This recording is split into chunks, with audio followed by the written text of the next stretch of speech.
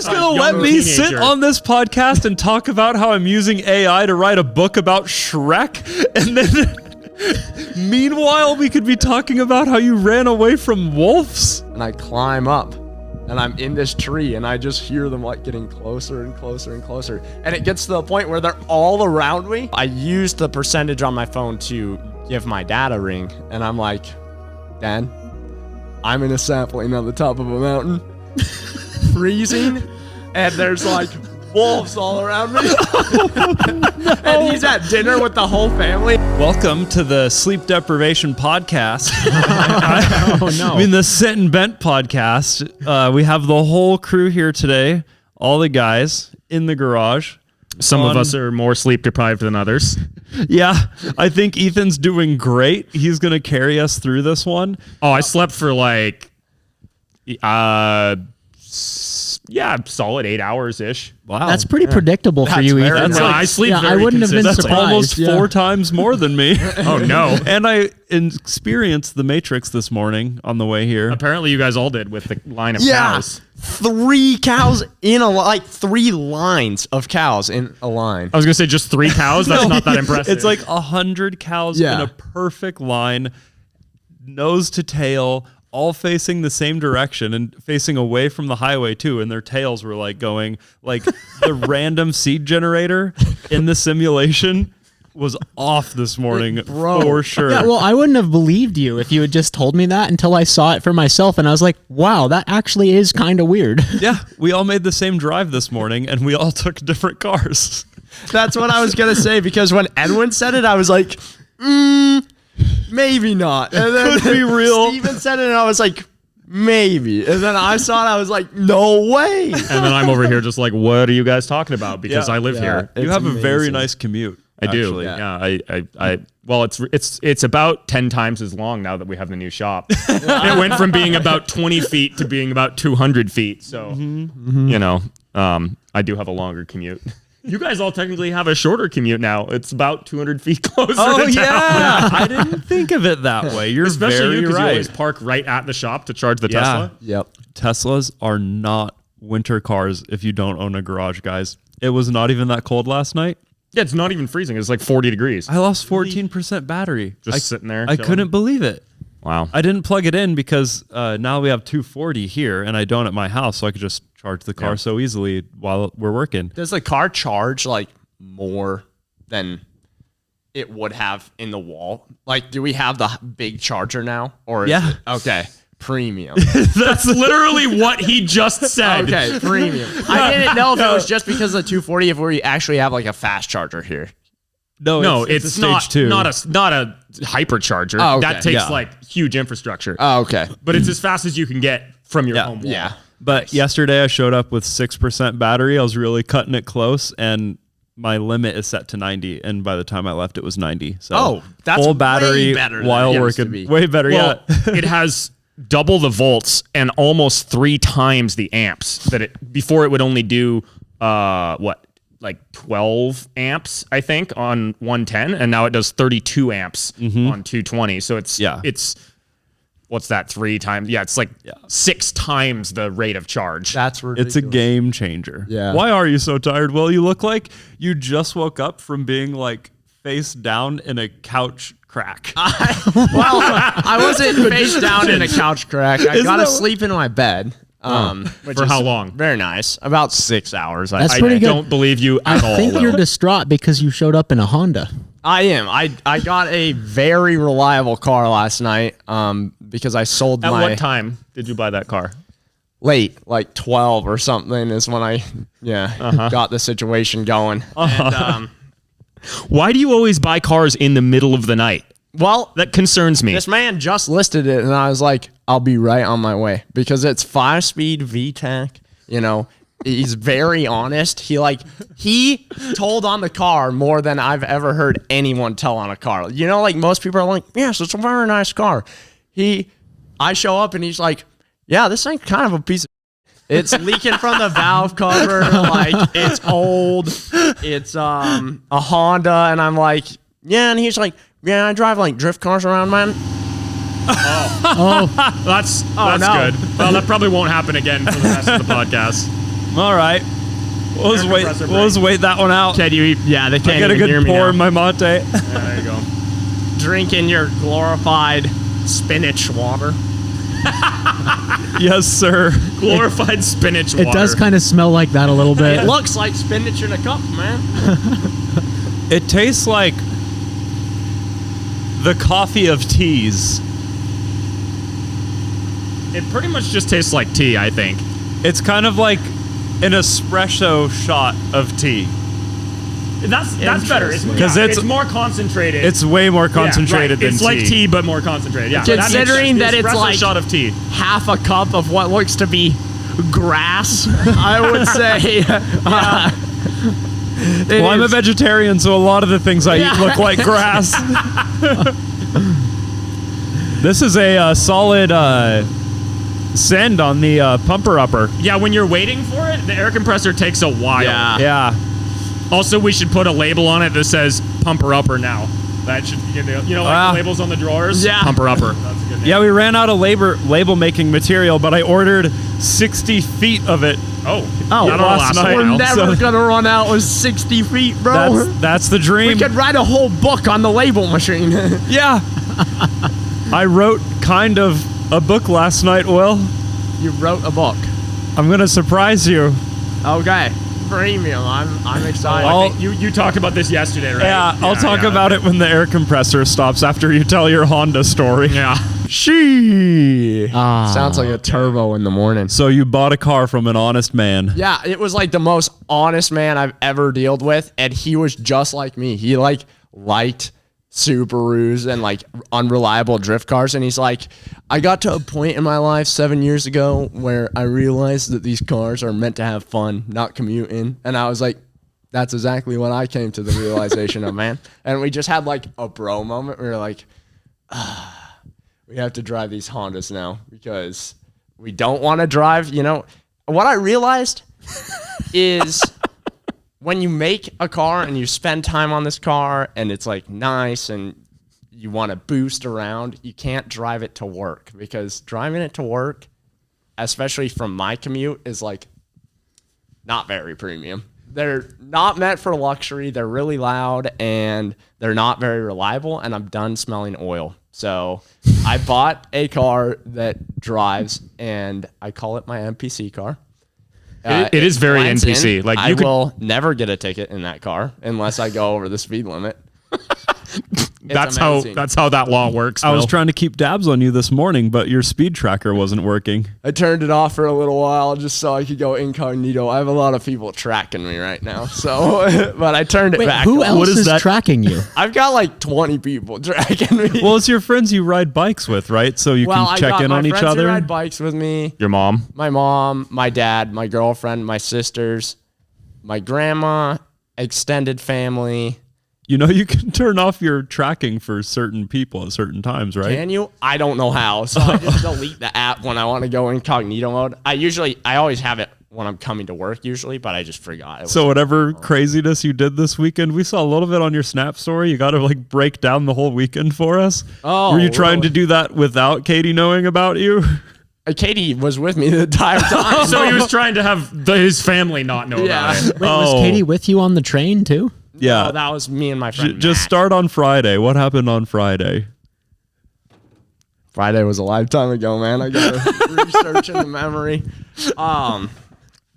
Honestly, I came to the realization this weekend that I think I hit my head really hard a couple of times. Like throughout the motorcycle accident and the red car incident, like I think I've actually caused issues in my mind. You got to calm down, dude. But anyway, so Friday. What's that got to do with anything, Will? How is that related it just to the takes story? a little longer for me to like boot up, and like it takes longer for me to like just remember things, and I just have symptoms of having head trauma. So That's not good. yeah, That's very not I good. realize I've smacked the head a couple. So you really don't remember. So what then why did you Friday. get crazy this weekend? Well, you always gotta get crazy on the weekend, man. That's what they're for. No. But not if you have suffering head trauma symptoms. Why is every podcast turned into an intervention, Will? Okay. You haven't even told us what you did this weekend yet. We already have to have an intervention The about only normal it. thing I did this weekend was hang out with my family. I did a barbecue, and on Friday, I worked on Friday. Yeah, Yep. we all did. Yes. I worked on Friday, and then I decided to go exploring some abandoned buildings in Spokane. And we started on the far end of Spokane, and we ended up at Sullivan, which is like the furthest from Spokane that you can really get. But how would you explain Spokane? And actually, Steven, how would you explain Spokane in general for the good folks who listen to the podcast who have no idea? I don't think Spokane is as bad as a lot of people think it is, but it's a little janky. There's definitely some crusty parts of There's Spokane. some crusty parts. There's places there that make me more concerned than places I've seen in like Cambodia. It's like the closest thing to us that you would call a city, Yeah. and it's 2 hours away. Yep. And that's where Will is Yes. rummaging. Yeah, I like rummaging around Spokane. The outside people there are pretty violent, but Outside people. other than that, it's kind of like the closest thing I would relate it to is a Gotham City. That's No, what Spokane it's not is that like. bad. It's not Gotham City. Scary. Depends on what block you're on, I guess. Yeah, and the blocks I was on were pretty intense. I mean, if you're exploring abandoned buildings, you are probably in the worst parts of I Spokane. found like the tallest building, dude. And it has this janky ladder that you have to access by going into monkey mode and climbing up some like broken electronic lines and stuff. And I got up to this ladder and I climbed. It was like super duper high. I have a picture of it. And yeah, we just kind of explored abandoned buildings, went places that we haven't been before, and then we hopped on something and traveled from point A to point B. You hopped on a freight train, Will. Yeah. I Well, hopped on a freight train. I was going to personally have an intervention with you for that. You realize that the gangs there really don't like that. Well, I was running on top of the freight train, so it was like not well. Oh, that's going. better. So they couldn't really catch me anyway. But we rode that train from one end of Spokane all the way down to Sullivan, which is like a very long walk. And then we realized when we got there that there was no trains going the other direction, and we had to walk like 15 miles. It took so long. It was the longest walk of my life, and we were already tired because we had to like, climb on buildings sneakily. So I did that Friday. You would think by this point we could have a podcast that wasn't A, an intervention for Will, and B, like 6 more stories of how Will almost died.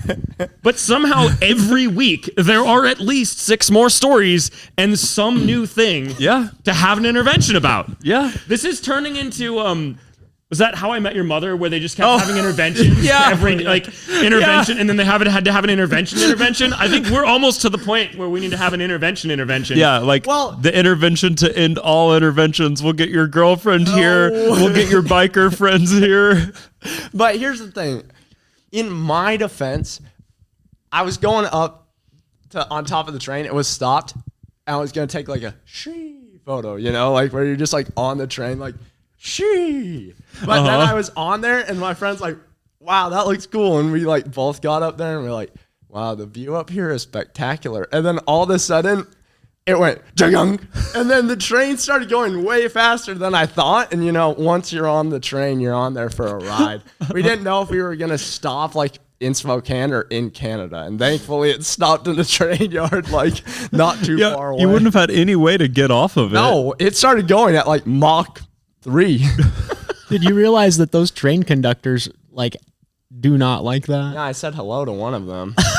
But How did that go? Yeah. well, he's starting up his engine and he just saw me running on the top of one and he was like, what the? And I was like, hello. As I was speeding by, he couldn't catch me. But yeah, and then I had a nice little hangout sesh with my family. And that was like the most calmest thing that I've done this weekend. I sold my Subaru. You sold one of your Subarus. Yep, I sold the one that was working. I sold the one that was working for the time being. He texted us in the morning, Monday morning, and he's like, "Hey guys, I'm gonna be late. I sold my car, but I'm trying to get the person I sold it to drive me to work." So, needless to say, Will did not show up to work yesterday. But how are you planning on getting back, even if he did give you a ride? Well, I could just be here until someone else could give me a ride. You could live in the bus on the wall. Yeah, that didn't go very well. I was like, "Hey, I know I sold this car to you, but I really got to go to work now, man." And he's like, "That sucks for you." I was like, Yeah, "No." that's exactly what I would say. Yeah, come on, dude. And I think he was just like a little sketched out about the car because it was like smoking and stuff. And I was like, "No, it's fine. It's just the power steering, man." He should be a little sketched out about that car. You sanded the engine block down with a piece of glass and sandpaper. Ethan has been berating me on my sales tactics lately, and so I really dug deep. Because you're a grade A swindler. In the truest sense of the word.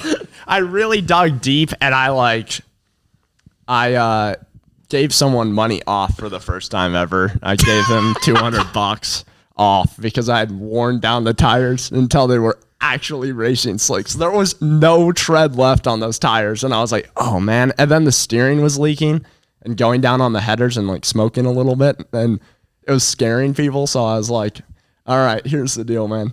I'll give you $200 to replace the power steering pump and the tire." That gets them like one tire. 2 if you buy really cheap tires. You need 4 and a power steering pump. I'm not about to shill out like $800. That's not shilling out. How much did you sell the car for? I sold it for $5,800. Okay, well that's not as bad. How much did you pay for it? I bought it for $2,000. Yeah. Plus your time in it. Yeah, I mean, I guess you didn't make a huge profit on that one. Not a huge profit on that car, but I saved myself a ton of time in repairs and fear because every day I drove to work, there was a new smell, a new sound, and like the brakes started going out or something. And so I was like, I got to get out of this car before it gets on top of me. When you were working on that car after work, the second time you pulled out the engine, I was like, "Well, if you paid yourself like minimum wage for working on your cars, do you think you'd still make money?" And you were like, "No, I'd probably lose a lot of money." Yeah. And so that's how I ended up with the Honda. I drove to this swindly little town in Idaho. It's actually where my mom was I thought you said you also went to a rave this weekend. I did, yes. And my neck just hurts so bad. I don't know what I did at that rave, but something in my neck just like doesn't feel right at all.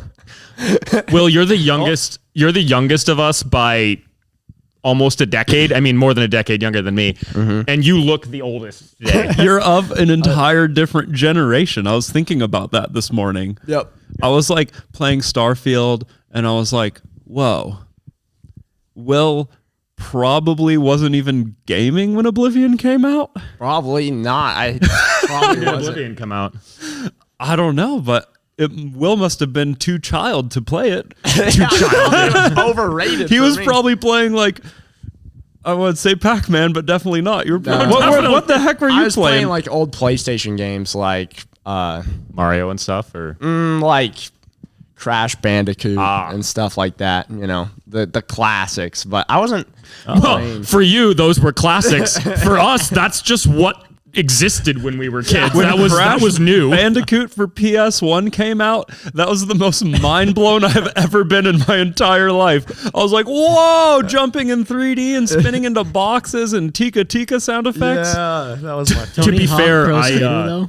what? Tony Hawk Pro Skater. Oh, I still play yeah. that game with Yeah. my. What was That's the a premium game. snowboard one? There was a snowboard one. there's SX Tricky on tour that was really good. The third one was where you're the just, best. Like you're going through tunnels and ice and stuff, and like it's Probably kinda crazy. SX I don't know. Tricky on core or See, number 3. I grew up very differently. I mean, I'm also the oldest of us, but like when I was in first grade, or maybe second grade, one of my friends invited me over, and he's like, "Yeah, you should come over. I got a new PlayStation. Well, it's gonna be really fun. Like we can hang out and we can play on the PlayStation." And in my head, a PlayStation was like a swing set. I'd never heard of a PlayStation. I didn't know what it was. So like I went to his house expecting like a slide and some swings or something. Did it blow your mind? I don't I mean, maybe, but I was just so confused and I was just like, what the devil? You're like, don't wait, know what I he was can even control the narrative of the movie? No, I don't think I was that mind blown. It was not what I was expecting at all. Like, I think I'd heard of video games and probably even seen someone play a video game at that point, but I didn't know what a PlayStation was. I don't know what he was playing, some first person shooter, I think, but that was many, many years ago. But so my experience with video games was very different, but I do, know some of them. Like that snowboard one. I don't know where I saw it, but I remember when I was pretty young. That was my first all-nighter. SX Tricky 3, I think. I went to my friend's house and his parents like let you stay up all night. And I thought that was the coolest thing ever. He was like, and he had a basketball court in his garage. It was so sick. So we were like playing basketball for like 3 seconds and he was like, we should play PlayStation, right? And I was like, absolutely. Screw basketball. And so we played SX Tricky until the sun came out. And then we were like, let's build Legos until it touches the ceiling. And so then we stayed up another day and built Legos, just a Lego tower that touched the ceiling. And he had like 10-foot ceilings in his house. Oh my god. It was the best weekend ever. And then I came home and I was like, Mom, we stayed up all night playing video games. It was amazing. And then I never stayed there the night again. I was like, it was so cool. We like beat the whole game in one night. I've never done that before. That's hilarious. Oh my gosh. Yeah. And that's still what I want to do these days. Stay up. Build Legos to the ceiling. Play video games all night. That's the life. What was your first all-nighter, Will? I'd reckon it was probably playing video games as well. Yeah. There's something about it. It just like zaps your brain. Something in your mind where you just want to stay up. What about you, Steve-O?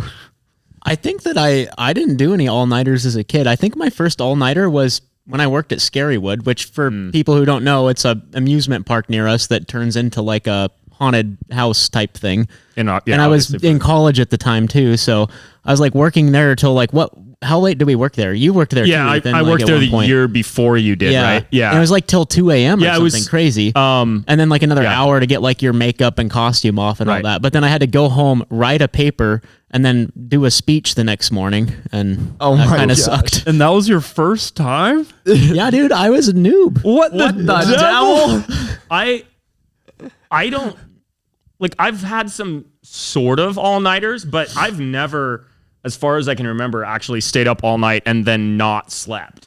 Like, I've stayed up till like 4 a.m., 5 a.m., 6 a.m. I mean, probably the most significant all-nighter I've ever had is when Mike and I stayed up all night building the Jags intake manifold. Really? Like, before that, I'd stayed up till maybe 4:30, 5 or something, but then I eventually went to sleep sometime in the morning and slept for half the day or whatever. Like, I never stayed up all night and then and I certainly never did that as a kid. I mean, I definitely stayed up late watching movies or something, but I mean, that I can remember that time staying up with Mike is the only real all-nighter I've ever had. So you've never done a double day?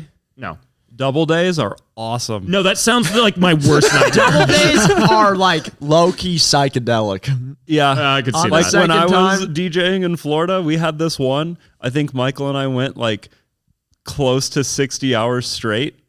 Complete dry sober.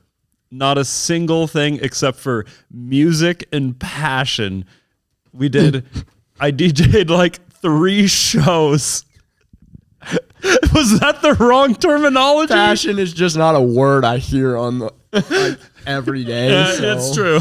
When someone says passion, it just like tickles me in the back of the Really? a little bit. Yeah. That's well, concerning. I was so into making music at the time. So it was like making music all night the night before the show, and then at the show got invited to DJ the after party, and then DJ'd the after party, and then we went to a Denny's with like the rave crowd.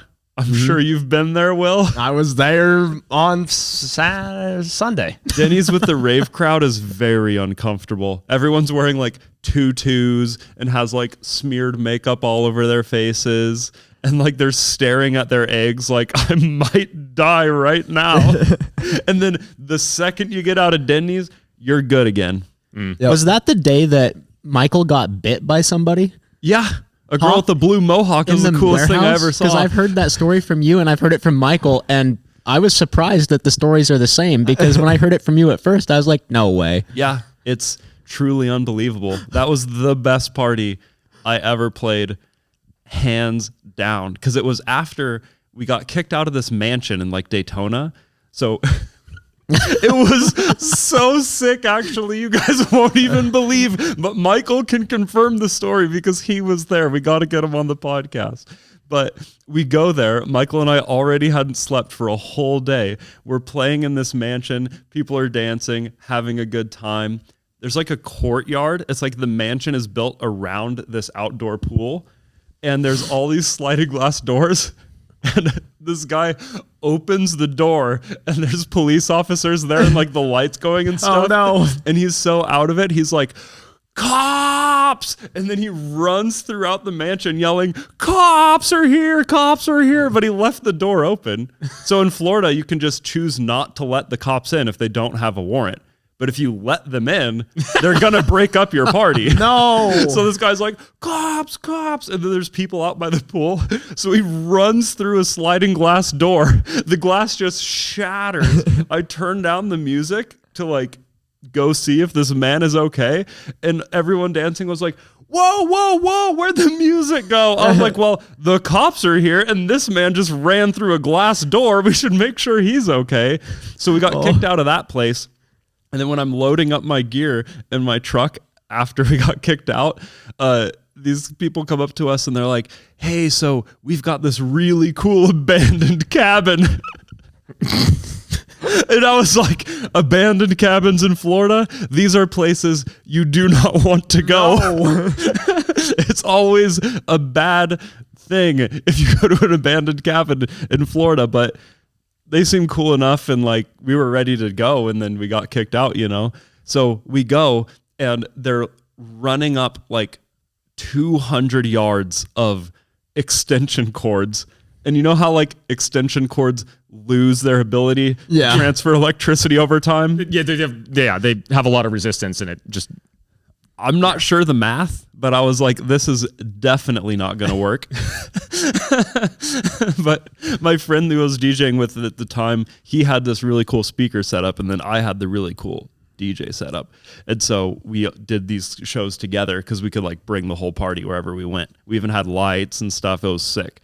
So we get to this place, and it's an airstrip, but it's like an abandoned airstrip. And like, it is the kind of place where you just know there's alligators lurking everywhere. And so it's so dark, no moon. They're rolling out the extension cords. We're carrying all these heavy speakers and stuff out there. And then everyone that was at the mansion party starts coming through the trees. And we're like, this is actually going to be a party? What the heck is happening? And so I played music all night. And Michael's running around, and this girl keeps trying to get him to eat a Kit Kat bar. Just like so persistent. She's like, take my Kit Kat bar. And he was like, no, because it was like open. And she'd been like mouth on this candy bar. Oh. And Michael's like, I don't know you. I don't want your candy bar. I don't want your candy bar. So eventually she got upset enough to bite him. And then after he got bit, like right in the back of the neck, and like drew blood, he got bit so hard by this punk rock vampire lady. Oh no. That he was like, okay, I'll take your candy bar. And then he ate it. Also, can I just backtrack for a second? Yeah. Edwin, your all-nighter story would include alligators. Yeah. That is awesome. I mean, he's the only one of us who ever lived in alligator country. So, Well, there's literally like if you're driving out to Cape Canaveral, there's alligator crossing signs on the road. Like on the highway, you're going 65 and you see a gator crossing sign. Imagine hitting an armored animal. Yeah, a dinosaur. Yeah. it just become a jump at that point. Yeah, you boing. Yeah. It's so weird because there's also boas because people had pets and then they got too big because they're boas. They just keep growing no matter What? They just keep growing. They don't have a stop. Keep growing until they die. Yeah, like goldfish, it's like if you have a goldfish in a little jar, it'll stay little. And if you put a goldfish in a big jar, it'll be big. That's not the case with boas. So there's snakes and dinosaurs and there's raptors and there's all these things because when the snakes get out or people think, oh, they're too big and let them out, they just keep growing because the environment is great for them. So they just expand. They Yeah. get large. It's a very strange place. And then there's like Save the Manatee people on the same street as there's like gas stations that just have hundreds of gator heads and you can like buy a gator head, like a real one. Not a plastic toy, the real deal. That sounds like a premium place. I think I gotta go there. No, and the car scene is huge, and the bike scene is probably the biggest in the car. Will don't encourage him. He would not encourage Will. Absolutely love it. And I don't think you're big on cold either, are you? Yeah, I don't think he would survive Florida. You know Look what at the I wanna shenanigans go he gets to? up to in Idaho and Washington. Florida would be the end of Will. Yeah. We don't want that. No Florida for you, Will. No Florida for you. But the rest of us need to go to Swampfest. Yeah. Swampfest does look like the coolest thing ever. No, thank you. You're going to It looks a Swampfest, little too lit for me. I'm not into Swampfest. Watching videos of it on the internet is plenty for It would me. be cool to see for like one day, but I wouldn't want to be part of it, but it would be cool to see. What is this Swamp Fest? Swampfest? It's like It's your jam, dude. It's like a mud bog mixed with BMX, mixed with like Mixed with Florida. A hillbilly rave. You've never read an article titled The Anarchist Skate Park? No. Really? No. So there's this skate park that this guy has a bunch of property in Florida, of course. Yep. And he just lets people build skate ramps there and stuff. And then every year they have Swampfest, which is like exactly what Ethan just said about the mud bogging but there's also a Burning Man element where they burn all the ramps on the last day. And they build These some ramps are like sketchy suicide stuff. ramps. Yeah, you so watch they're people like- hit them and they just They're refreshing. The break landscape. themselves. Jank pieces of plywood over a swamp with like a super sketchy welded handrail that BMXers are trying to do backflips on and skateboarders are trying to like acid drop onto the rail and go across the swamp. But it's one of those things where even if you do it the best possible, you're not going to make it. Yeah, like they're impossible ramps. Like they're and just everybody just breaks themselves. It looks that part would be very interesting to spectate for a while, but I don't think I'd want to spend the night there. It looks like it gets very out of hand at night. Like everyone launches fireworks at each other and it's just very wild. I'd get down in the swamp. People are doing wheelies on riding lawnmowers. It's pretty cool. I like that. I liked that loop-de-loop they built. We should bring these. Everything we're sitting on now. Swamp. I'm in the Barbie Jeep. Ethan's in the Colonel. Will's on the ruckus.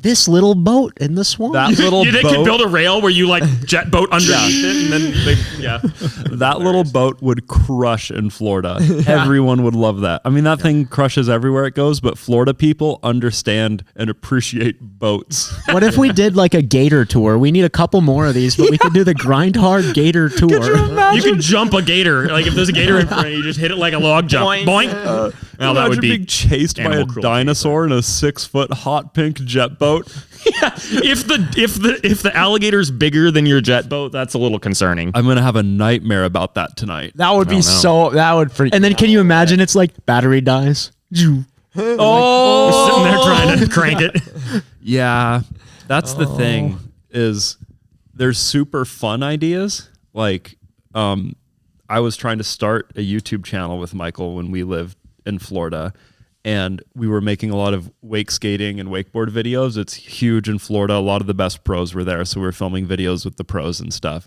And we did this one with surfers that they were getting winched across this pond. And I was like, oh, that's so cool. Like, I have to try it. Like, I'm not a surfer, but I am a wakeboarder, so I can winch across the pond. Yeah. And they're like, oh, yeah, just if you fall, swim out really fast. Oh my gosh, because the gators there might be crawl in there. gators. Not might be. There you are can gators. see their eyes. Oh. And I opted to not do that one, Who the actually. hell decides to go wakeboarding in a gator pond? Only That's people who terrible. were born in Florida. I do guess it. so. Yeah, Because- because I would immediately like fall on my face and get dragged by the Yeah. winch like a little snack. Like, oh, Yeah. Yeah. That's the thing. It's like you just don't know. Or like I went, as I love wakeboarding, but when we moved there, we didn't know anybody with boats or anything like that. We finally met a friend who had a wakeboard boat. And I was like, yes, I so miss wakeboarding. Let's go and stuff. And he said the same thing. He was like, oh yeah, if like a gator pops up at you, just like pop it in the head and it probably will leave you alone. And I was like, wait, but this is like a nice lake with like $1 million lake houses, beautiful docks and boat houses. And there's just dinosaurs in this lake and people are just don't care at all that there's dinosaurs in this No. lake. It was the most terrifying wakeboard session I ever had. I didn't try any tricks or anything. I was like, I'm just going to cruise and get back into the boat as quick as possible. I mean, if you think about it, I feel like if there was a podcast kind of like this in Florida and they're explaining Idaho, they'd be like, yes, there's very large cats in the woods. And moose and grizzly bear. Can trample you. Yeah. Bears, multiple breeds and generations of man-killing bears. The thing is, from the sound of it, the gators are a lot more populous than our predators. yeah. Like You'll everything go a I've whole heard, year seems- without there's just- seeing a bear. Yeah, I Even haven't seen a living bear here. in years. I live in the forest. Yeah. I see moose in the winter, but they're not predators. They'll just mess you up if you're stupid. Yeah. And like, I've never seen a mountain lion in Yeah. 24 years of living here. So like, but gators, it seems like you see them every single day. There's a lot more. Yeah. Like Walmart parking lot, gators.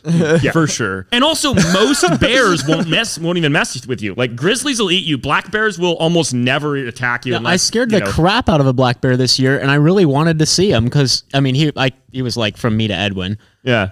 But as soon as I came around this corner, I was kind of rustling Yeah. through some bushes, and he was like, "Oh!" and just took off. Right. Yeah. But yeah, black bears won't mess with you like 90% of the time. Grizzlies maybe, but there's so few of them around here. Yeah. Like it's not even close to the same level as gators in Florida. Yeah.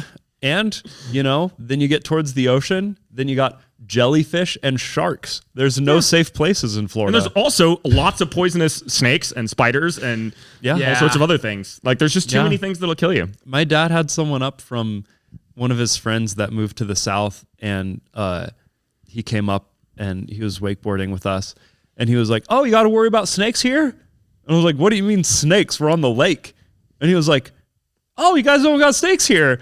And I was like, "No, there aren't poisonous snakes that can catch up to you on a wakeboard in the water here." And he was like, "Oh, that's really nice." That's terrifying, man. Yeah. I don't like snakes. They Will's don't have never going to go to legs. Florida. He doesn't like snakes. He doesn't like spiders, Yeah. bugs. I've come to accept snakes. I just think they're a little awkward, but I just don't like spiders. So Yeah. Well, have you seen the snake in the robot? That the robot gives it arms like a lizard? yes, That's yeah. the Another cra- YouTuber In made what? that. Yeah, a YouTuber made a cylindrical. Cylindrical? Yes, Swindle. the words that sleeping will require. So it's like a tube that has all these sensors, and it has little lizard hands. It's, What would you it's, call it's that? like a prosthetic for a snake to have legs. Yeah, but it's also robotic. So as it turns this way, it lifts up the foot to help it. Right. And you see this thing just crawl around just like a lizard. Yeah. There That's really amazing. are lizard without hands, Yeah. Yeah. which is why they're so weird, because lizards aren't that creepy. Yeah. No. But snakes are like the evil thing in Harry Potter and everything else before it. Yep. Yeah, I mean, snakes, throughout history have always been Because people know because they can kill you. that thing without legs is sus. Yeah, but with legs for some reason, a Komodo dragon can kill you, right? But no one's talking about they're extremely Komodo rare. dragons they live in being like Voldemort. They live in one specific place on Earth. Like they're I guess they're really a little more they're uncommon. so like poisonous snakes live most places. I mean, we don't have them here Except really, Idaho. but Well, there's plenty of rattlesnakes in Idaho, just not south. here. It's a little too cold. Like even just over by Spokane, there'd be rattlesnakes out in the desert there. Just But the closest you get to Spokane, the worse it gets, I guess. Sorry, Spokane people. yeah, I like snakes. They're cool. When I was like 6, I think we lived in South Carolina for a little while, and there's all sorts of snakes and stuff there. I remember, there's so many kinds that can kill you. Shoot, so many kinds of snakes. Yeah, Edwin, did I tell you about when I was in Nicaragua and found the poisonous snake? no. I know I've told Ethan this I've heard this story many times. Yeah. So I was like hanging out in Nicaragua. I was bartending at the time. My manager came up and she was from Chile. She came up and she's like, "Oh, come look at this beautiful snake that I just found." So I went up and I was appreciating it because I like snakes. And I was like, "Wow." And then I was trying to remember that like red touches black, Jack's okay type saying. How's that go? I don't know, but there's a saying. Red It's just touches about yellow, the you're a dead stripy foe. ones. Yeah, that- but and I some of couldn't them are remember how poisonous. it went. So I was kind of keeping my distance. But she's like, no, like touch it. So I like kind of like touched it. I was like, "Oh, yeah, it's a very nice snake." And then she's like, "We have to show Carlitos." He was our security guard. Carlitos comes up and he's like, "Oh," grabs a knife and just bam, stabs the snake to the wall because it was like it would have killed you in half an hour, and it was a half-hour drive to the hospital. Oh. Yeah. Oh, no. Will's about to go to Nicaragua and Costa Rica, and I just want you to come back alive, man. I will. We're all very concerned. I'm gonna come back, maybe a little changed, but I'll just. That's the idea, Will. Yeah, but you came back from this weekend a little changed. You had a weekend, just a normal weekend in October, and you jumped on trains and, Oh yeah, did very swindly things. I'm ready to get out of here before the snow because it's supposed to be snowing on Wednesday, and I'm like, oh no, It's supposed to snow today yeah. here. There's a chance of very rain. It feels like it's going to And we don't snow have a in this heater boat. or a garage door yet. I know. It's starting to get jank. This garage door was supposed to be here a while ago. It's taken forever. Yeah, it's kind of chilly in the shop today. Yeah, I was thinking about like bringing the old wood stove over here and just setting up some janky piping or something to get it warm for the day. Yeah, this jet rest boat of the feels week. like an ice box. Like I feel refrigerated on my Yeah, legs. well, yeah, you're in a piece of aluminum. It's just conducting all the cold right it's at very you. cold. This Ruckus is like the most comfortable seat I've had in a podcast yet. It's Yeah. got like this nice squish. I like this sitting in the rigs Yeah, vibe I like it too. because, like, if you ever run out of things to talk about, Just talk I about the can rigs. think of the times that I rolled Sendy. Yeah. You know, Yeah, I could be like, I rolling remember the Sendy's first time. I remember the last time. I remember watching Sam roll it. You never run out of stories when you're sitting in something that has had so much life. It's really funny that Sam, when he worked with us, had a reputation for rolling everything, and then like came to my birthday party the other weekend and still managed to roll something. We should really get into that because I take some responsibility for the situation. Yeah, I mean, it was definitely you were instigating the whole situation. As you Basically, put we it. got this little red car that's an electric car imported from China probably. Yep. And it has 2 horsepower. It's 6 12-volt batteries, lead acid batteries in series. Oh, and you Yeah. guys should see those batteries. They're premium. They have this man like making a sales pitch on the box. Well, the best part is they came installed in the vehicle, still in the cardboard box Yeah. that they were shipped in. They're in their amazing. cardboard shipping box and then just bolted down into the vehicle. Anyway, So it's slow. It looks Extremely like slow. It is a Wish.com Bronco, actually. yeah, no, literally. I mean, the front grill is. It's actually Bronco. right over there, but it's 100% a ripoff of a Bronco grill, except it says tank instead of Bronco. So it looks cool. It has a real metal body. It's big for us compared to our regular Power Wheels exploits. And it's slow, but the thing can crawl through the woods like nobody's business. It is so much It fun. can crawl places you can't even walk. Will's lying. I'm never going to let you get away with saying that ever because Actually- it's not remotely true. Wouldn't believe how good this car is Wouldn't off-road believe. on 4 wheelbarrow tires. And so normally I tell Will ideas right before we go to film them.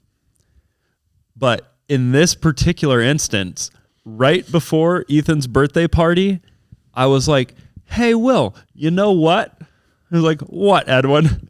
Sometimes you look at me and say, what, Edwin? And it's the only time you say my actual name. It's like if I'm in trouble and someone says my last name or something. He's just very suspicious. He's like so ready because normally if I have an idea, it's very bad, but he likes bad ideas just as much as I do, which is why we're the Swindle Brothers. The bane of my existence sometimes. So he's like, what, Edwin? Like lights up because he knows it's going to be good. I'm like, we have a much, much more powerful lithium ion battery that's only a little bit overvolted. It's like a 72 nominal voltage, and this is like a 68 setup. So I think that if we put this battery into that car, it'll be a lot faster. And I was thinking, okay, we'll film this on Monday. We'll make a whole grind hard video out of it. We'll wear helmets. We'll make seat belts out of ratchet straps just in case it is fast. That's what I legitimately thought in my head. But I gave him this information before Ethan's birthday party, which is why I take responsibility. Yeah, because very late at night, well, not that late, but, well into the party, you guys were ripping around in the little red car all night, and most people were not as impressed as you two, but by its capabilities. Clinton was like, yeah, I rode in the back of that thing, and it was kind of miserable. Yeah, it has no suspension, but you can romp through the woods.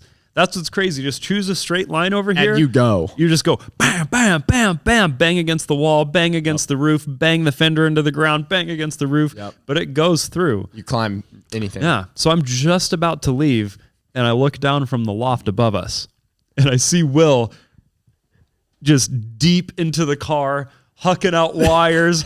Sam's pulling out batteries, and Sam hasn't been up here for a minute, so he has a little bit of adrenaline he needs to attend to. And so they're plugging in the battery and stuff, and I'm like, okay, well, I'm going to stick around and at least film it so we get some of it on video. And then what did you realize, Will? I realized that it was like an on and off switch once you got it running. Like, Sam was driving it.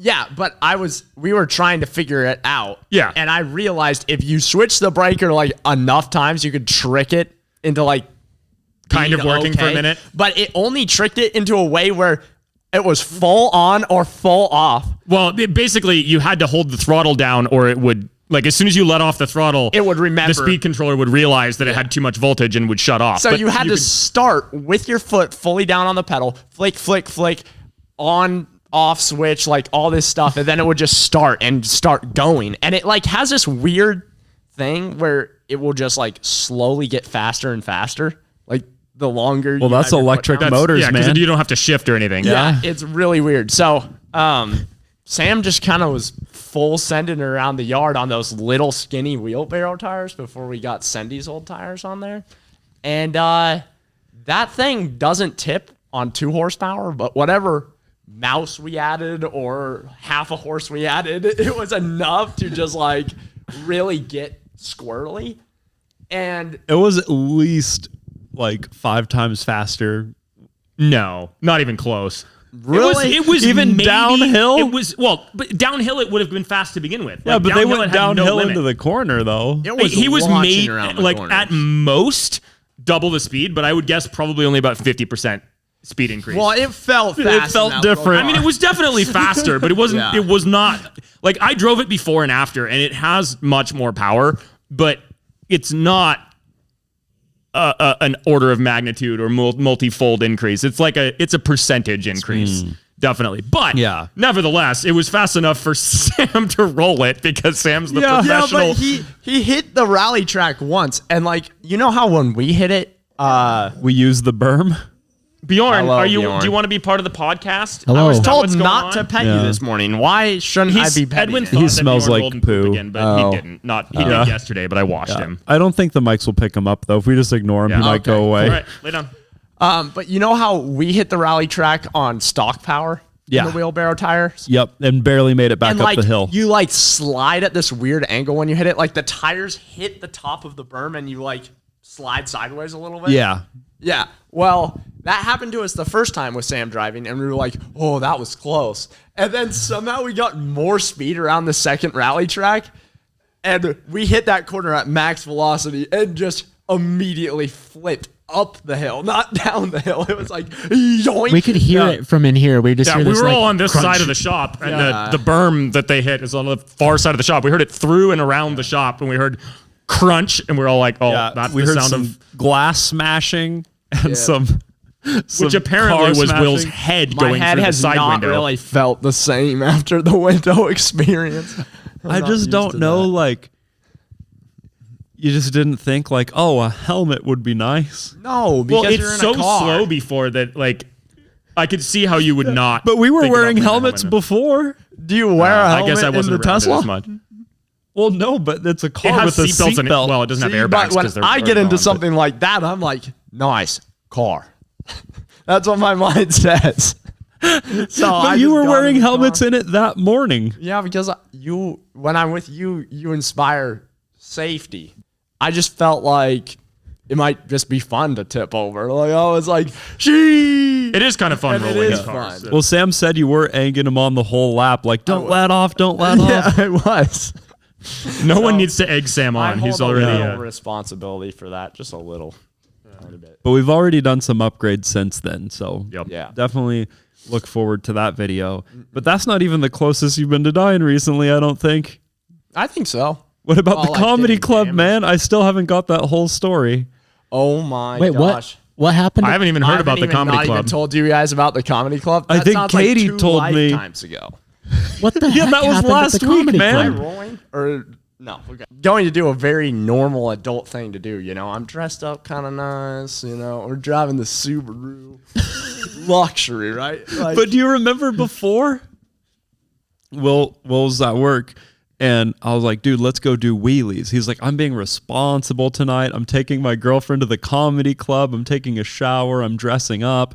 And I was like, this comedy club thing sounds like it's pretty late at night. Let's go do wheelies. yeah, so we did like a good 2-hour wheelie session, I'd say. And man, those Surons are so fun to wheelie. But yeah, so anyway, being an adult, driving an adult car, I'm washed, I'm cleansed from grind hard, and just did some wheelies. I'm feeling pretty good. And you know, if you've ever been to Spokane, there's like not a lot of parking options. Like they have like really weird parking options. You'll be like, oh, there's a parking spot, and you'll go deep within Spokane, and you'll get there and it's be like 1 minute parking. And you're like, what the devil is a 1 minute parking, man? What is that for? Like you can't even deliver a package. And then in there's that just a time. ton of paid parking. Yeah, everything paid you have to pay for. parking or like sketchy parking. Like you might find a parking space and then it's like right next to the outside people, and you're like, I don't know, man. So we found what I thought was like kind of a safe place. It was next to an underpass. You know, those are known for safety. And in like not a very well lit area, but it was right next to the comedy club, like maybe 2 blocks. And we get out of the car and we're talking, we're just walking. Katie's looking at her phone trying to figure out where our friends are. And all of a sudden, out of the bushes comes rustling this man and this other man. So 2 men. And That's the weirdest way to say that. they come rustling out of the bushes, like all like wild-eyed and like scared and like hyped up, like shoo shoo, and I'm like, oh, what the devil? And they come running up to me, and he's like, I'm gonna shoot you right now. And I'm like, what? And he's like telling Katie and I, and Katie's a little bit behind me. And I'm like, what the, like, you're just not used to someone saying that. And he's got his hand like in his pocket, and he's like right up into my face. And the other guy's like, yeah, man, shoot him. And I'm like, oh, what the devil? And it's like dark outside, and we're like in this alleyway. I'm like, I'm going away today. I'm not yet. I'm going to at least get a shot to the stomach, which, you know, I'd have a cool scar, but like, damn. And he's like, he's saying he's going to shoot me and stuff. And he's got, I look down, and he's got like blood all over his hands and like blood like splattered on him. Like he's been just beating someone. Like he doesn't have wounds, but he's covered in like blood all over the place. And I'm just like not expecting it. So I'm not really reacting. And I'm like, the guy finally is like, that's not the guy, man. That's not the guy. And like, he like looks at me for a second, and he's like, oh, so you weren't the guys that were following us through the bushes? And I'm just like, no, we just got out of the car. And he's like, all right, man, you're good. And he takes his nasty, bloody hand and sticks it out for a handshake. And I'm just like, I gotta shake this man's hand. And when he pulls it out of he pulls his other hand that's bloody to shake my hand out of his pocket, there is a literal gun in this man's pocket. Oh! And I'm like, I thought he was bluffing. I was like, oh. And so, yeah, so I shook his hand and got a little bit of that blood on my hand as well. So you could call us blood brothers. Yeah. The amount of scratches. No, you're blood brothers with whoever he beat up. Yeah. Yeah, so that was kind of You might want to get yourself tested. You might now have like hepatitis or something worse. From working at Grindhard, I got all these like little holes in my hands and stuff. So, Steven's always trying to get you to wear safety equipment. well, I wear my safety glasses, but Like Sometimes. 50% of the time, Yeah, maybe yeah. at best. You know what I don't understand, Will? what? We've all been to the comedy club. I've been to the comedy club multiple times. Same. How do you attract this type of experience so what I was frequently? And that's Like, not how does even this keep happening? frequently, man? And that's not even the end of it. So like, Oh my goodness, we dude. got done with that, and I'm like a little hyped up. Like, man, I might have had to just take a bullet, kind of deal. And, We've all been there. Yeah. And so we're like, I'm a little hyped up, and we go, and there's this big line, and we find our friends in the line, and we're standing there, and there's this guy playing like a really cool instrument. He's got like instruments on his toes, and he's like shaking them like, and then he's got like a guitar, and he's got like all this musical instruments strapped to his body, and so I'm like paying attention to that, and this crusty man just shows up and is like talking to Katie, and he's like, just like walks right past me, and he's like, I could get you hooked up with my friend's seats. They're very nice. Like, I could get you into the friend group. Like, I could get you all like hooked up into this situation. And we're like, The comedy club is smaller than this garage. It literally is. There's no bad seats. I know. They're all the same price too. And you already had tickets. We had tickets, and he's like, I could get you into the friend group. And then he sees me, and he's like, oh, are you guys all together? And I'm like, yeah. And he's like, oh, I thought that was my girlfriend's friend. And I was like, nice. And then this big dude in front of us was like, I'm going to beat you, man, if you keep talking to those guys. And I was like, what the? And then not like this giant brawl was going to start, but What the heck is your life, nothing Will? came of it. There was some really good comedians. I'm going to start going to comedian shows all the time because I really like them. You should park on a different street though. Yeah, definitely don't Yeah. park under the underpass next time. Yeah, I'm not parking next to the underpass, so. Yeah, especially isn't your car now the most stolen car of all time? Honda Civics. Yes, it is. And at one point, it's not anymore, but like 15, 20 years ago, Spokane was the highest in the country for car theft. So you're gonna bring the number one stealable car to the number one car theft city. place. But this Honda Civic, thankfully, it's 2001. It's got that VTEC, but it's also got a chipped key. So it's a little harder because how they were stealing Honda Civics in the past is I've had to do this because we had a Honda Civic that wouldn't move. You can get another Honda Civic key and just shave it down a little bit on like some sandpaper. And it's like, it just goes in and like you jank it around and it turns the cylinder. Is that why they're the number one stolen? They're easy to steal? They're so easy to steal. Like, no anti-theft at all. Now the older Kias ones. are. Now Kias you can steal with a USB stick. Oh yeah, I've seen those for sale on the eBay. Kia boys. Yeah. No.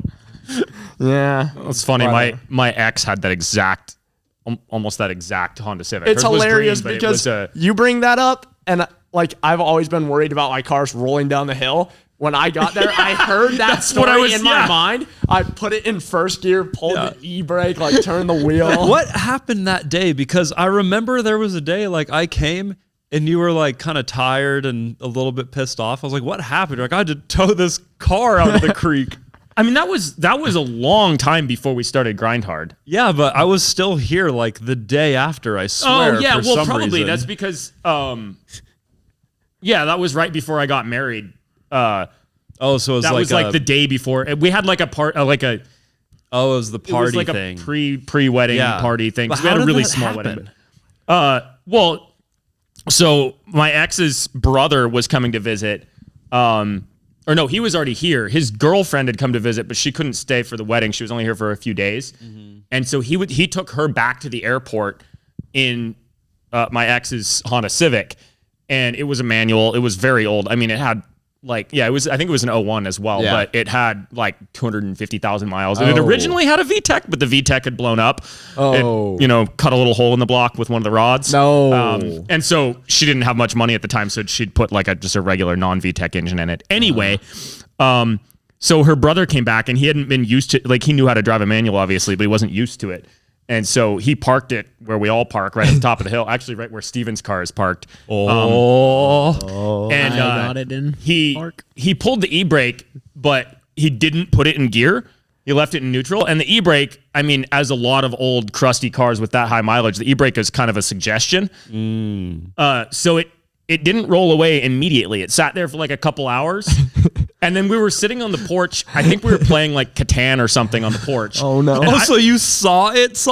Yeah. Oh! Well, I didn't actually. Well, I saw the second half of it because I'd gone upstairs to grab something from upstairs. I don't remember what, but oh, no. All of a sudden, I just heard her screaming. And it was such a violent scream. For some reason, my first thought was that one of the dogs was being eaten by a bear or something. That's how much she was just like, so I was like, what the heck? I don't know, I ran down there or I looked out the window and I didn't see the beginning of it, but I just saw the little green Honda Civic get to the bottom of the hill with a lot of velocity and go all the way across the flat and then just punk nosedive straight into the creek. So yeah, that was the end of that little Honda Civic. We took my done. Well, I mean, it could have been repaired, and in fact, it was. Actually, I sold it to a guy who drove out here from Spokane with his friends and fixed it in the driveway. Brought a radiator because it smashed in the radiator and the core support. But like I said, it had 250,000 miles on it. That sounds like a Swindle Willie maneuver. Oh yeah, 100%. That is something I have done. This was a will. He had to ratchet strap it to a tree to pull the core support far enough away from the engine so that he could get the radiator back in. But yeah, we dragged it out of the creek with my truck and pulled it back up the hill. And obviously, we drove it back up the hill because it still ran, but the radiator was smashed in, the core support, the whole front end was just meshed up. And to me, it was just absolutely not worth fixing, especially because a Honda Civic isn't the best winter car around here when you live up a steep dirt road. But it was so annoying because this Facebook Marketplace wasn't as much of a thing yet, so I had it listed on Craigslist for $500. I was like, it runs, it drives, it needs a radiator, use it for parts. I don't care. Get it out of here, right? Yeah. And this dude kept messaging me, or he called me, and he's like, in the listing, the first thing was does not have VTEC because I knew that the model number and stuff would tell people that it did. And I was like, it is not VTEC. And he calls me up and he's like, hey man, does it still have the VTEC? And I was like, no, that's literally what I said. The first thing in the ad. And he's like, yeah, man, I mean, if it had the VTEC, I'd give you your asking price, but it's just not worth it without the VTEC. And I'm like, it doesn't have the VTEC. It's still it's a $500 car. What do you want, man?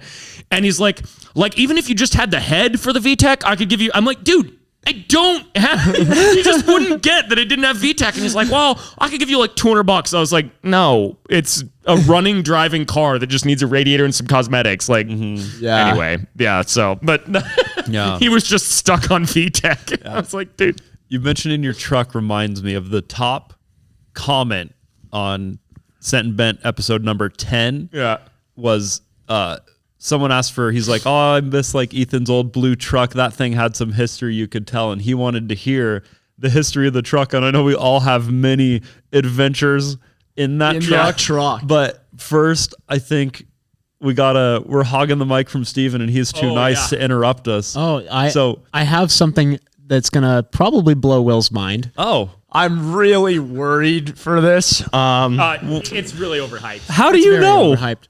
He doesn't know what it is. He's just worried because Steven's been hyping this up. Now I'm even more worried. I thought Steven was going to tell us something we didn't know. He's showing us. He was excited about earlier. Oh, I see. Close your eyes, Will. And then you're going to tell the story of how you... No.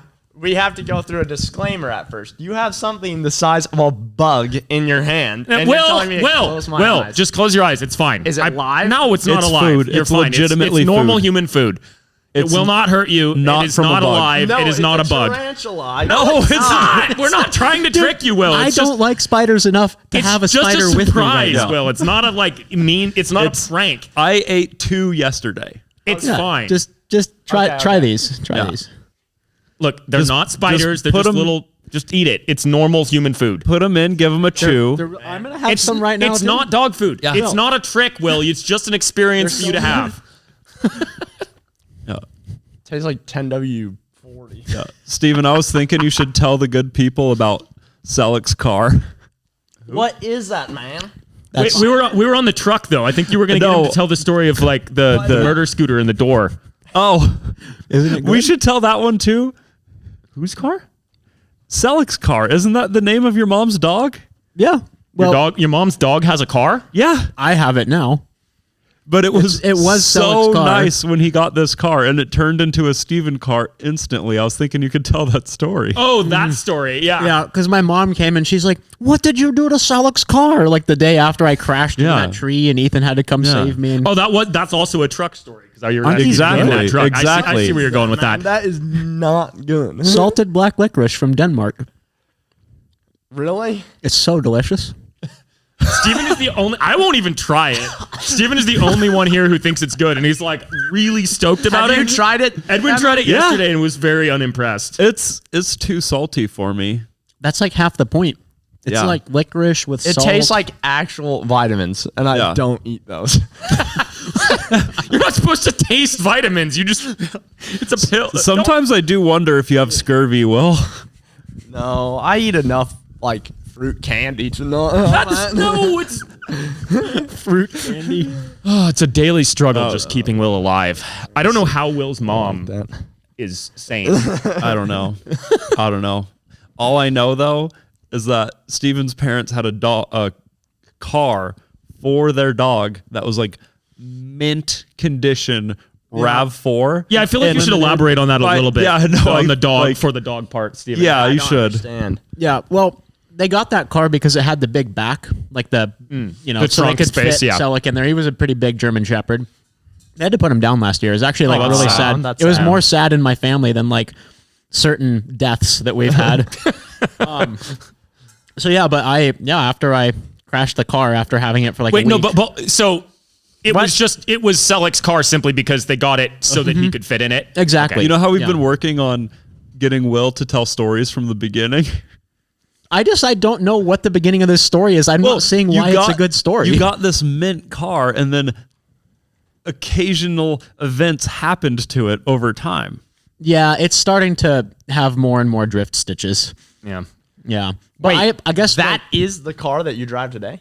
Yeah. Yeah. Are you telling us about right now? Yeah, Oh. it Yeah. was mint, and then he went exploring some muddy Yeah, roads. just tell the whole story of Yeah. also why you went there. Because Okay, I had just gotten some all-terrain tires for like $10 a piece from my ex-girlfriend's mom. She's like, "I'm gonna throw these away," and I'm like, "Why would you do that? These are premium tires," and they fit on the rims that I had. So I slapped them on, and I was like, "Oh, now I can drive up into the mountains. This will be very premium." It's my first four-wheel drive car. All-wheel drive car? all-wheel drive. Yeah. Very much all-wheel drive.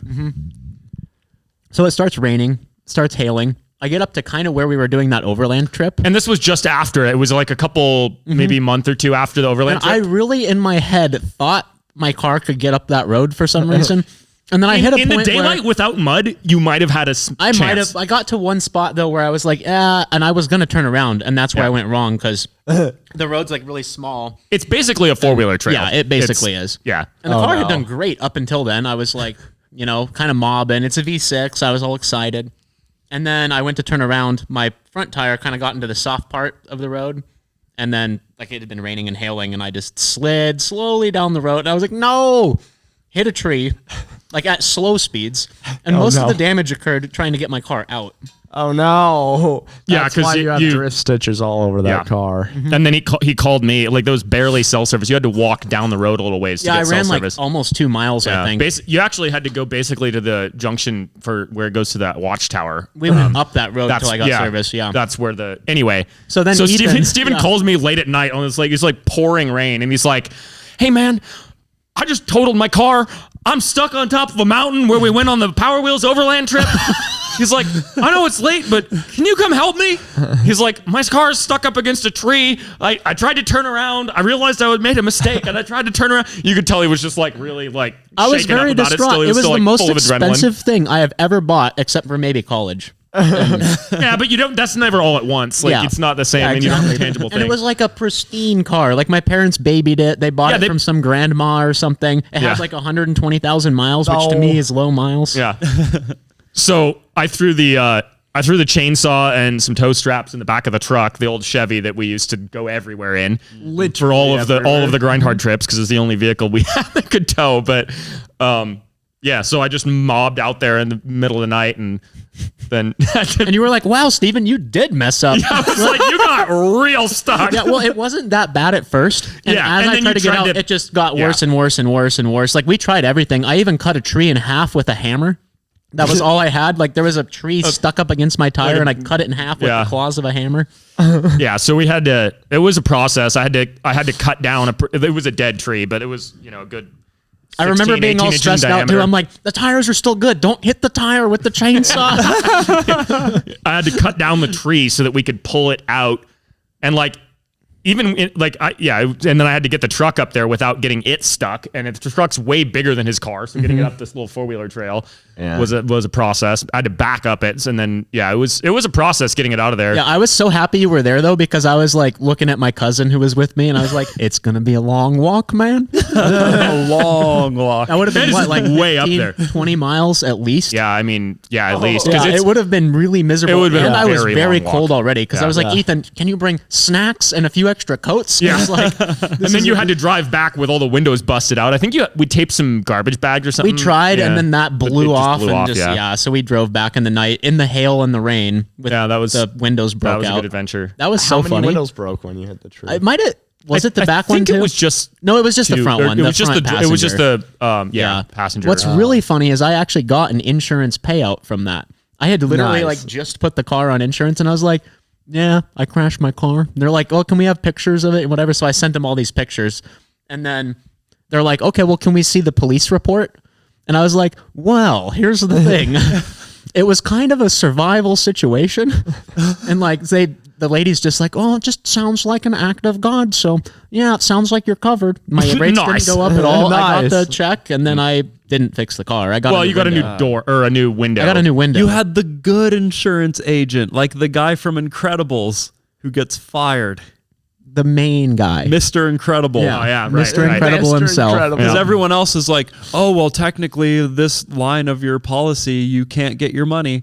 But you got Mr. Incredible on the line. Did, yeah. Mrs., apparently. I was very grateful. But it was kind of funny because they're like, send pictures of it. And then I did. And they waited like a week to tell me, oh, you need the mud off of your car to send pictures. But they had specifically said, we want pictures of how it looks right now. So like that delayed hilarious. it a whole bunch. But I did finally get the check. And How much did you get? like $2,000. And how much did it cost to fix your window?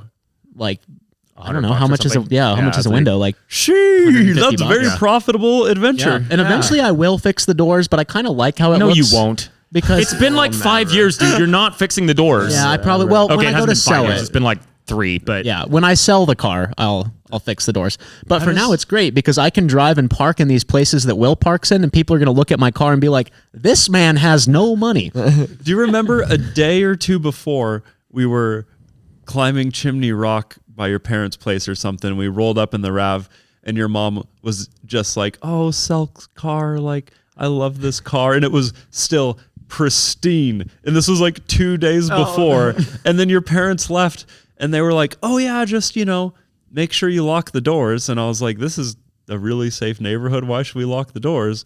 And they were like, oh, this bear knocked down our next door neighbor's deadbolt and got into their fridge. Oh, and they yeah, had it I all on remember that. video. I remember you were like, I don't really want to sleep here tonight. And I was like, I don't really want to sleep here tonight either because bears are helping themselves to the neighbors' refrigerators. And you and Sam stayed for some reason. I don't remember what the circumstances were, but like I left and you stayed at my parents' house without me, and it was just you and Sam, and you guys made like 37 grilled cheeses. You used an entire brick of cheese, an entire loaf of bread, and then you left them in their fridge. And my parents came back and they're like, why is there coffee everywhere? And why are there 37 grilled cheeses in the fridge? I thought that everyone would be as hungry as me. I had like 6 grilled cheeses and everyone else had either 1 or a half. But I made enough for everyone to have 6 grilled cheeses because we had a very Wish.com mountaineering experience that afternoon, would you say? I'm trying to remember the details of it. I've been up there This so is many when times. we went with so many Jelena people. and Sam Smith. Oh, yeah. Okay. That was quite an adventure. We had 2 people that had never climbed before. None of us. Where you like super lost the route and went totally the wrong direction. This is up when Chimney. we invented the Edwin route. This is trad climbing. So there's no bolts in the rocks. You set your own protection on the way up. And it's, how tall is Chimney? 600 feet? No, it's like 200. 200 and some change. It's like well, it's like 600 feet on the east face. but none of us have ever climbed that side. It's, the side that you were climbing is like 220, 250. Yeah. So it's like a very tall, straight up situation. And we were just went for it. And you were aiming to climb the standard route, which is in climbing ratings, the easiest rating there is. Like it's so there isn't an easier rating in climbing. It's a 5.6. Okay, you could go to a 5.5, but like it's easy. Yeah, it's extremely easy as a route. Yeah. It is a little weird. I've climbed that route multiple times. Yeah. It's a little bit zigzaggy. You but can it's lose your supposed to way. be easy. It's not super obvious if you're an idiot, and that is something that I am. Oh, I wasn't saying it's super obvious. I'm just clarifying before you get into it that it's supposed to be the easiest route you can do. Yes, that is what it's supposed to be. And I was climbing a different route with Sam because we wanted to do something a little more difficult. What were you guys climbing? We just climbed the Rap Chimney route, which is like a 5.7. So it's just to the left. Yeah. They actually meet up at the near the top. But Edwin hadn't really looked at the route plan very well. And you're supposed to start really far to the right and then kind of like work your way up and to the left. Yep. He just started kind of jankily in the middle somewhere and just went straight up. And then all of a sudden... The whole point of rock climbing was you just look at the rock and then you climb it. I didn't realize there was like rules and like directions. Yeah. I mean, they're, it's more like guidelines to not die. Yeah, see, I missed the guidelines to not die. That's the best way to say it. So what was really funny is Sam and I climbed pretty efficiently because climbing with a group of 2 is always more efficient than a group of 3. Yes. So we had already gotten up to that point and we're like, we can't even see Edwin and the girls. Like, where are they? Like, what has happened? And then we just hear you, Sam, do you think you could get a rope down to us? We're really messed up right now. We ended up kind of, because I just went straight up. You're supposed to like bank to the left. So I went straight up and I wound up in this kind of like cave thing with flat surfaces all around me. Oh, no. And then I belayed the girls up to me and we were all in this cave thing. And I was like, this is supposed to be easy. And I basically had to drag them up to where I was on the second pitch. Because the first pitch, I think we did pretty much the correct way. And then also I'd done this climb before and I still messed up this bad. I've done it like 4 times and I've never done it the same way anytime or done it the right way anytime. But I get them up to me and I'm like, this is supposed to be easy. I'm tired from basically pulling them up the rock. And I was like, we can't really retreat from here. We didn't have like a safe protection situation to be able to retreat from there. So I was like, Sam, just climb down and throw a rope over. So he threw a rope over. Well, and then we kind of like zip lined our way it across. Was different than that. You guys were about 80 feet below us and probably 80 feet to the right of us, like 45-degree angle. Sam got on rappel off of where we were at, and he like rappelled sideways, and he'd place a piece of gear in the rock, clip his ropes in, and then like continued doing that till he got to you. And then we basically set up a zip line rope swing to get the girls over to us and you. But then Sam realized he was stuck over there and he had to undo all the gear. And he had to like climb out. And when he got the last piece of gear out, he went for quite the swing. That was pretty cool. Yeah. Like 30-foot swing. Swinging off a Chimney Rock is great. And those poor girls were like, Traumatized. I thought they had a near-death experience. I saw one of them later at one of the climbing gyms in Spokane, and she's like, "Oh, I remember you. You're the guy who like was on Chimney Rock with us." And I was like, "Yeah, that's me." And she's like, "That really scared me. That man didn't know what he was doing." Oh no! That's gonna be the name of my book. That man didn't know what he was doing. Great name for a book. I'm excited about this book, actually. I don't know what it's about, but it sounds very brief. Oh, yeah. You said you have a surprise for us. I said I had a surprise for you. You said you have a the thing you were book. talking about yesterday for Will. Largely, you were talking about. I'm assuming the thing you were going to have AI make a story or something, or did you not do that? That's a different situation. Okay, I thought that's what we were talking about earlier. But no, when I was in my Swindle Willie days doing Swindle Willie things, I had a friend, Heather, who she was in charge of documenting my Swindle Willie days if I were to ever go before I made it to 30. But here I am, made it to 31. Nice. Congratulations. Thank you. Thanks, Stephen. Yes. It is an accomplishment that I hope to see Will achieve. And Stephen. But the running title really of that close. book was going to be Underprepared and Overexposed. Or no, the other way around sounds better. Overexposed and underprepared. Yeah. Nice. Because I was like filming so much and then doing so much dumb stuff without proper equipment and almost dying so many times like Will. I just the had it double different entendre though. of overexposed, as in like Yes. exposure outside and film. Yeah, I like it. Because at the time, the more recent ways that I almost died were from exposure and like freezing Almost freezing to kayaks death in the and- middle of the lake and that kind of stuff, which is different than Will's almost deaths situations because his are more mechanical or human related. Mine are more. Have you heard the story of when he had to climb a tree in the snow to escape from wolves? Yeah. Will? Yeah. You haven't? Have you not heard this story? I've never Steven and I heard this one. I think I heard the brief version. But yeah. Devil Will? Yeah, this is years before any of us hung out with Will. This is when he was like, You're just a going to let young me sit teenager. on this podcast and talk about how I'm using AI to write a book about Shrek? And then meanwhile, we could be talking about how you ran away from wolves? I feel like this is a story I've told on the podcast before, maybe. Definitely you just not. you told I've it to edited me. every single podcast and been on, I think, every single podcast. Yeah, so I used to be really into like videography and photography, and I had my drones and stuff. And so I had this big, heavy drone backpack, and I'm not really good at time. I know it's really hard for you guys to notice that, but you know, it's just like something. It's I not deal my with. strong suit either. Yeah. That's why you guys are the Swindle Brothers. Time is like the hardest thing to understand for me. So the sun was going down when I entered the woods for this hiking thing. This sounds a little bit like Steven's story, his favorite story of Edwin, the two sunsets. Oh, yes. Yes. So I was I don't know that story either. And I must It's just a really basic story where you guys were hanging out at your parents' house and you were like, we should go do this for sunset and then we should drive 30 minutes to this place to shoot sunset. Edwin, you wanted to shoot golf balls off that treehouse at sunset, and then you said, after that, we can drive to this lake and watch the sunset.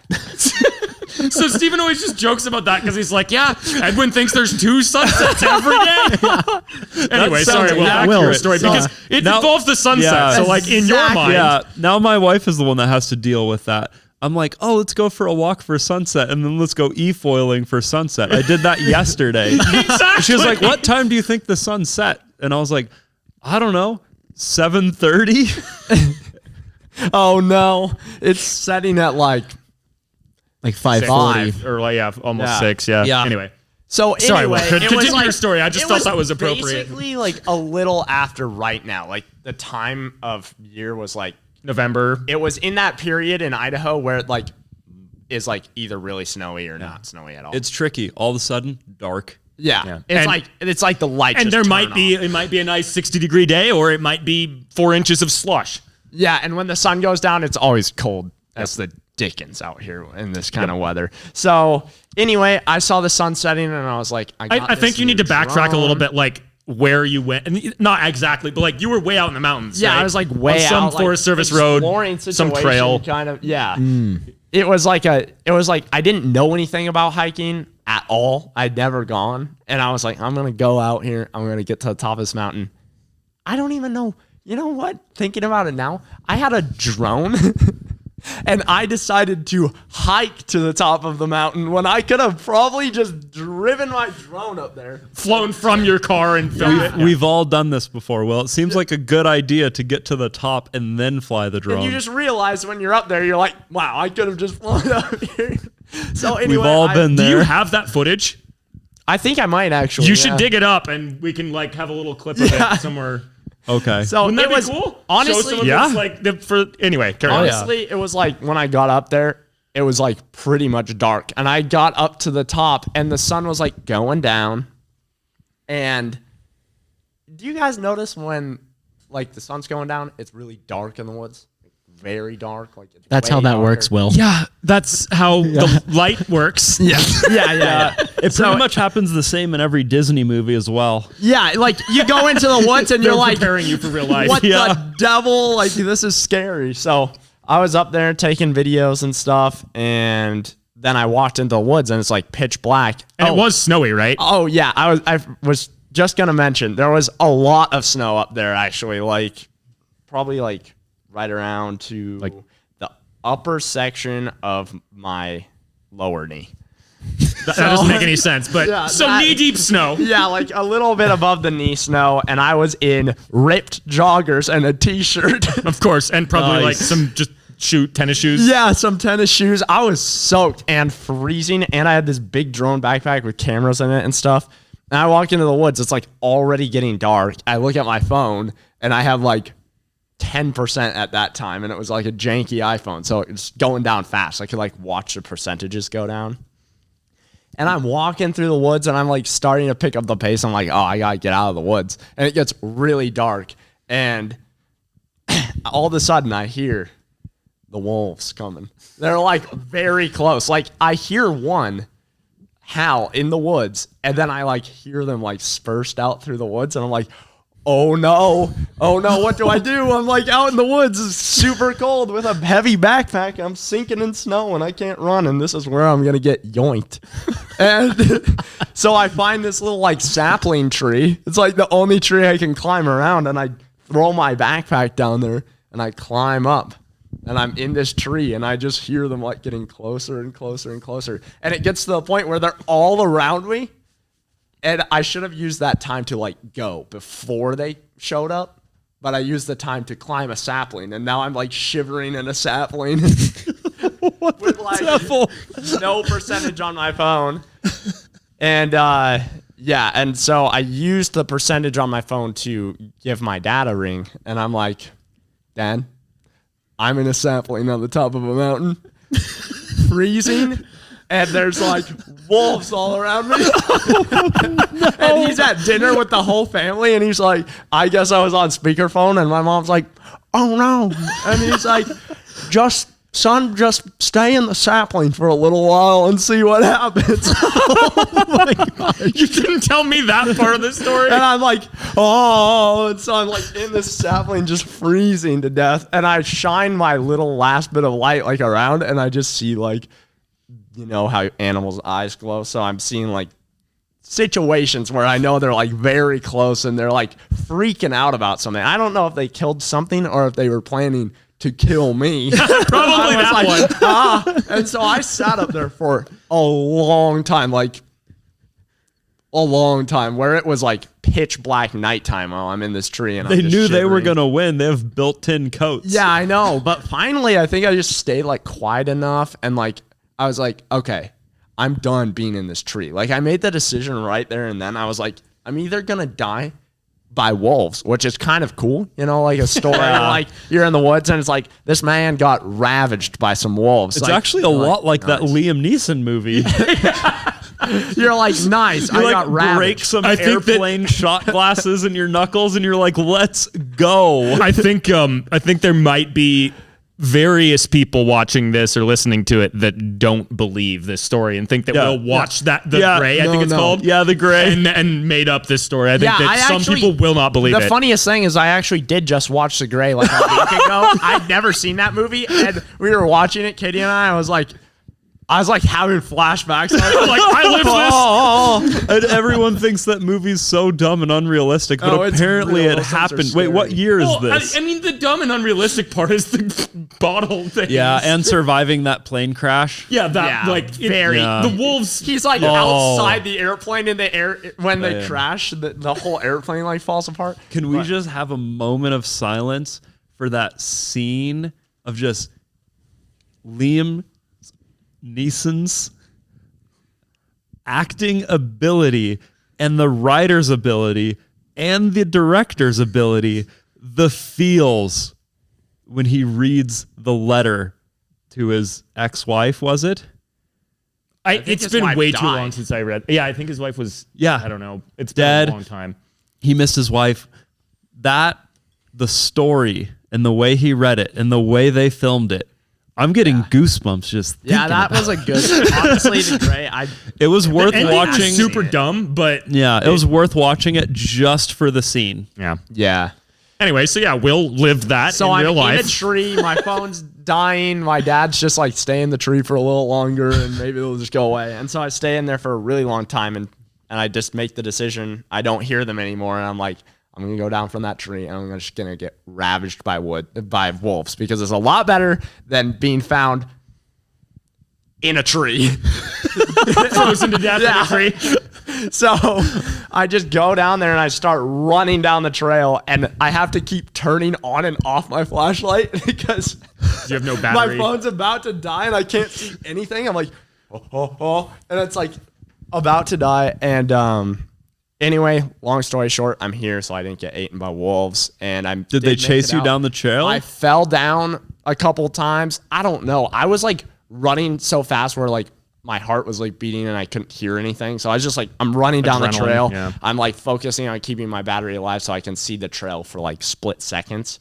And like I fell down and I must have cut my hand a little bit and rubbed it on my face because I get out of the woods and the police, it's at when I have the Jeep at the time, and the police are there and they're like, yeah, someone reported your car missing like 4 hours ago, like at the trailhead, and like abandoned. Yeah, they're like, there's a search party out there for you, and I'm like, it's no big deal. Like I was just out in the woods, you know, and then I go into my Jeep and I pull down the little mirror, and my face just has like blood like all over it. And they must have thought I'm just gonna go home now, and they're like, are you sure? Like, do you need assistance? And I was like, no. I was just in the woods, man. Just in the woods getting And they probably chased by thought wolves. like something jank happened, but Yeah. Well, something jank did almost happen. yeah, but when the sun's about to set, don't go in the woods. It's really scary. Are your parents like super duper chill hippies, like along for the ride, or are they just stressed out about you all the time? I think his mom is stressed out about him all the time. My parents used to be really stressed out about me, but I started from a young age. I think at like 8 years old, I started just like randomly not showing up to the house when I was supposed to, like going missing. So no matter what he tells you, his mom is definitely So, still stressed Could out. we pretty please have your parents on the podcast without you? Just no. us three and your parents. That would be hilarious. Because I have questions, Oh, man. no. That would be great to hear Will's stories from a different perspective. Yeah. Because Will's perspective is always good, but I feel like they're my going to be phone- even worse. My phone is ringing. Weren't we supposed to get that shipment? I should probably answer that. for sure, actually. Can we actually just take a quick intermission? I might use the bathroom real quick. Yeah. Yeah, I need to use the bathroom too. Yeah. Intermission. I guess, time. guys, we'll talk about Ethan's truck situation on the next podcast. Sorry for the nice guy who commented that, but it is legitimately cold, and we legitimately don't have a garage door. And I am legitimately in a freezer right now. Dude. And You should freezing. come sit in here, Edwin. Try this It's very cold, and the thing is I don't know the beginning of Ethan's truck story. Neither do I. The first time I like really hung out with Ethan, we were in the truck and he was just like, hey, watch this, man. And we went from like 100 miles an hour to like sliding across a Montana highway. And he's like, the brakes are just metal on metal. Man. They work so well. There's so many stories with that truck. It was so jank, and like we just spent so much quality time together in that little cab. So that's going to be next week's podcast. we on really Sit did. It and was a good time. Bent. But right now it is very cold, and we got to get moving. It has So, gotten colder while we were sitting here, Yeah. for sure. absolutely Not just from sitting here. It got colder. Absolutely. So We got to find a way to warm it up in we'll here. see you guys next week. And hopefully we have a stove so we can get into the good stories. I feel like we've just scratched the surface on what we've talked about in the podcast. There's so many stories. I have one thing I'd like to say real quick. I don't even know if I'm in camera anymore. But on the last podcast, right, I talked about getting chased out of the woods by the gold miner with the gun. And so my friend's brother, I was with my friend Rem. His brother Stetson called me and he's like, dude, that was so crazy. I didn't know that happened to you guys. Like, I called Rem and he said it didn't happen. And I was like, how could Rem forget being chased by this man? Maybe you imagined it, Edwin. And so, you have a very, very abnormal imagination. Maybe you made it up. No. So I texted Rem and I was like, Rem, Stetson says you don't remember being chased by this man. And he was like, I remember being chased by this man, but I don't remember him having a gun. I was like, okay, let me paint you a picture.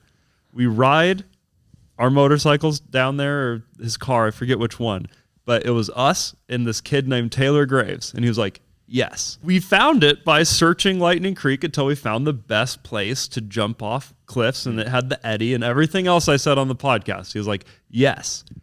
I was like, and then we went a little further down the creek, went into this man's gold mine cave thing in the side of the creek, and there was a man in there on a sketchy lawn chair thing with a brown hunting rifle, blue flip-flops, white socks. I remember it so vividly. A wife beater.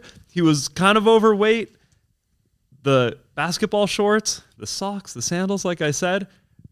And he was like, oh, now I remember. He blocked it out. Yeah, I was like, dude, I remember this man's socks because it had holes in the toes. But anyways, that wasn't even the really scary time I got shot at. So we'll talk about that on the next podcast. But it's cold. It is I just cold. wanted the good people to know that I confirmed that story. Nice. There you go. Nice. All right.